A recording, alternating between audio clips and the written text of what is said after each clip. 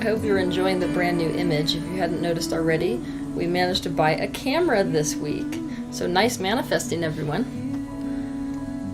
Some of you who know me will might laugh at this because everyone knows that I have not the best vibration relative to technology. So let's hope this image turns out as good as I hope it will. Today we're going to speak to the brain. What we're going to speak to the brain about is Akashic records. The Akashic records are a symbolic representation that the brain uses to represent the fact that every thought which has ever been thought exists. The Akashic record is the collective consciousness. It has been referred to as the mind of God, which as such happens to contain the information or the energetic vibration of every thought which has ever been thought in any and all universes that have ever been since the first division of oneness or source. It also contains a bit of future. What I mean by it contains a bit of future is, from where you stand right now, you have paths of probability which extend past your lifetime. The future is always a vibrational match to the present. And so if you change a thought in the present, the future paths change. So what exists in the Akashic record relative to the future is just probabilities which stem from your current vibration right where you stand in your life at this very moment. When we in human consciousness often think of this storage of thoughts, we associate it with a library because that is what we in our human lifespans see as a collection of information. So often when people visit these nonlinear dimensions, the experience of being there is being pulled into linear understanding. So that which is nonlinear is being formatted in a linear way by the brain when you come back into third dimensional reality.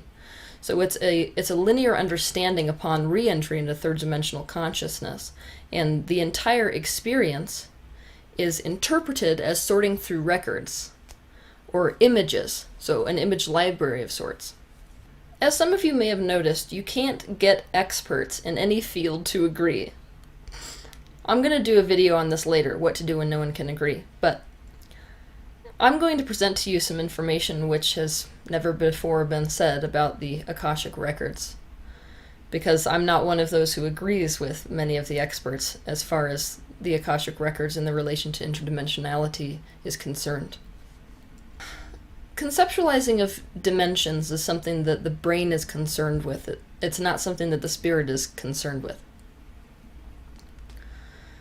But for the sake of the brain and explaining Akashic records, it's behoove us to go into the understanding of dimensions. As I've said before, dimensions are divided in terms of vibration. They're not a spatial concept. It's our brain which is meant to deal with space and time, meant to format wave function into space and time, that is really telling us that their dimensions are existing anywhere other than in the now. In reality, all dimensions exist on top of one another, in the same space. They're just different vibrations overlapped one on the other. So you are existing on all dimensions at all times. In my opinion, the Akashic records don't represent one dimension. That's what many people say. There's usually a consensus that the Akashic records exist on the fifth dimensional, or this kind of thing. But I don't think information is stored on one dimension or another dimension. So the way that it really works is that information is stored on the dimension which it corresponds to.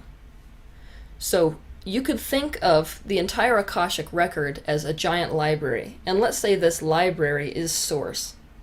Even though right now, as you're thinking about a library, you're probably thinking about a building.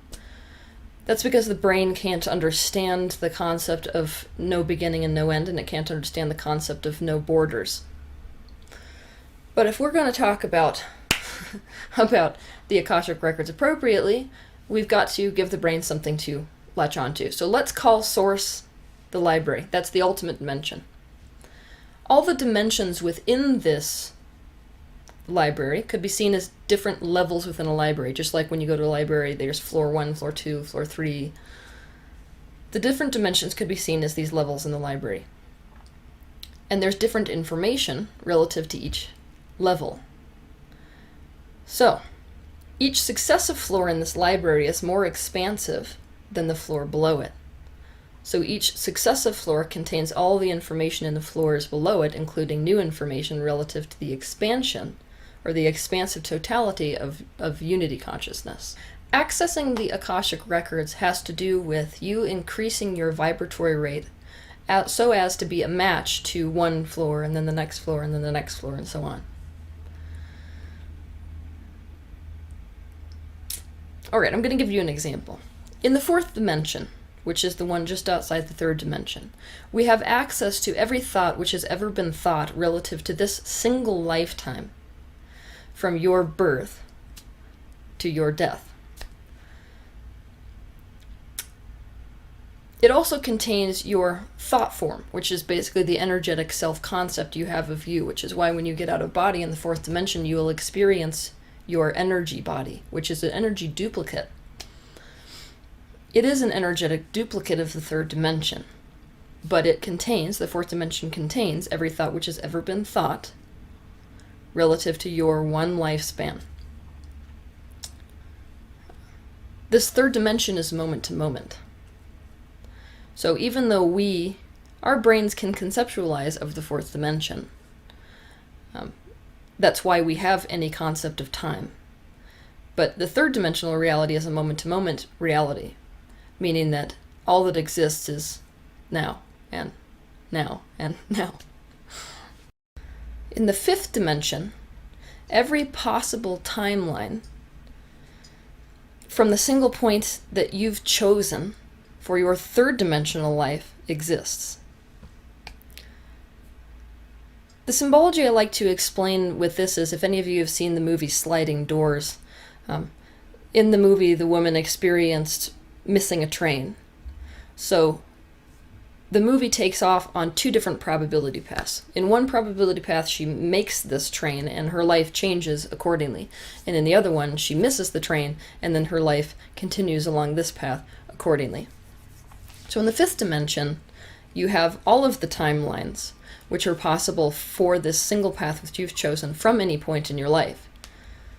So that means not just from where you stand right now, but also all the probability paths which exist since you were born. As you can imagine, this is such a huge totality of information that the third dimensional brain has absolutely no way of formatting this for you in an understandable way. So, within the timeline from your one birth to your one death, the fifth dimension contains all possibilities within that one path. You are collapsing the waves of probability in the fifth dimension into a fourth dimensional timeline. That is what you are doing to form your concept of your one life and the one path which has been taken by you in your physical life. In the sixth dimension, you are unlimited by space and by time.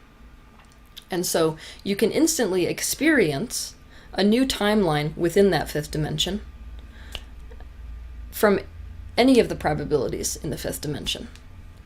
So instantly you could switch to the outcome of what would have occurred if something back in your infancy had been totally radically changed. So if one of the probability paths that you didn't end up taking from a point, say, in which you were 6 months old, you could chase that all the way to the end and instantly experience the end result of that particular probability path. In the seventh dimension, the sixth dimension is treated almost like a single point. So there is no timeline anymore. The sixth dimension is one point where all possibilities in terms of timelines in our universe and all possible endings for our universe are contained. They are contained in the single point called infinity. So all possible timelines which could have or will have occurred since the birth of this universe, since the Big Bang, are contained in the seventh dimension. So every thought that's ever been thought relative to this universe is contained in the seventh dimension. So it might be at this point where you'll be asking, how can there be more than infinity? The answer is there can be other infinities. Other universes created under different conditions, and when other universes are created under different conditions, there are different laws which apply to that universe. So, different laws other than the law of gravity. So, in these other universes and other infinities, the laws are not the same. The basic laws are not the same, because the initial conditions creating those universes also aren't the same. So in the eighth dimension, that's where you begin to have access to the infinity relative to this lifetime of this universe as it relates to the infinity of another universe or other universes. In the ninth dimension, you have access to being able to instantly experience any probability path from any timeline of being in any universe instantaneously. So when you're entering the 10th dimension, many of us like to refer to the 10th dimension as the most expansive level of the library. So this is the top level. What you're going to be experiencing with the 10th dimension is all probabilities of all universes in the 9th dimension. And all of those probabilities of all the universes in the 9th dimension are treated now as a single point. So we could go even further than that. When you go even further than that, you kind of have the walls of these library, which aren't walls at all. So instead of being the levels within the library, we're now the library itself. Difficult for the third dimensional mind to conceive of, I understand, but when we're outside the 10th dimension, beyond, you are entering the 0-point field. So in the 10th dimension, all universes from the 9th dimension are treated as a single point. And in the 10th dimension, past the 10th dimension, you don't even have a point. What you have is this 0-point field, which is a sea of probability waves, which we would call source. That is the totality of collective consciousness, not the expressions of that consciousness. So it's important to understand that when we're exploring Akashic records, most people are referring to a seventh dimensional experience. That is the frequencies of where past lives exist. So that would be the totality of probabilities which have occurred for one soul from its origin in this universe to its end in this universe. So it exists as sort of an energy record, a seventh dimensional energy record. So when most people are referring to this Akashic record, they're talking about a seventh dimensional experience. But I think it's more important to understand that when we're talking about the Akashic record, it contains much more than this. That's just one level of the library which you're going to. And if you're interested in past lives, the librarian, whoever that would be, would say go to the 7th floor, the 7th dimension. Like anything, you're limited by your beliefs, most especially when we're talking about the Akashic record, because you access information in the Akashic record, or these energetic frequencies, by becoming a match to those frequencies first. So you have to, A, believe that they exist. B, you have to believe that you can get there. C, you have to structure all of your belief patterns so as to let go of third dimensional reality in order to be a match to the Akashic record.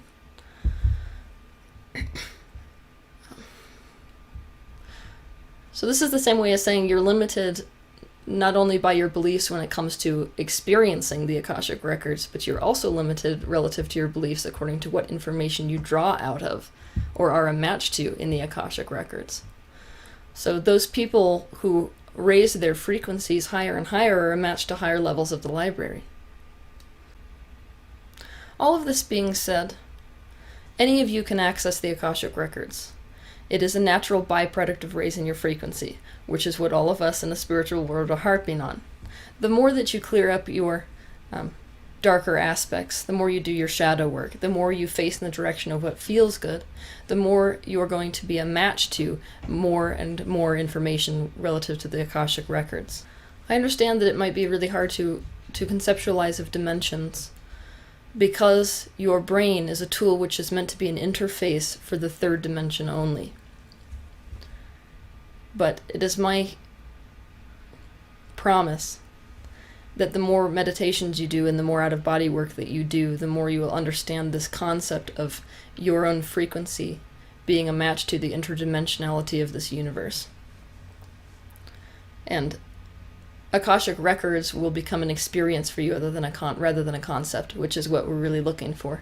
Because once it becomes an experience for you, this information will be very real, and then you can access all information which has ever been known, and all thoughts which have ever been thought, throughout the beginning of all universes, within the totality of this mass consciousness, which is Source.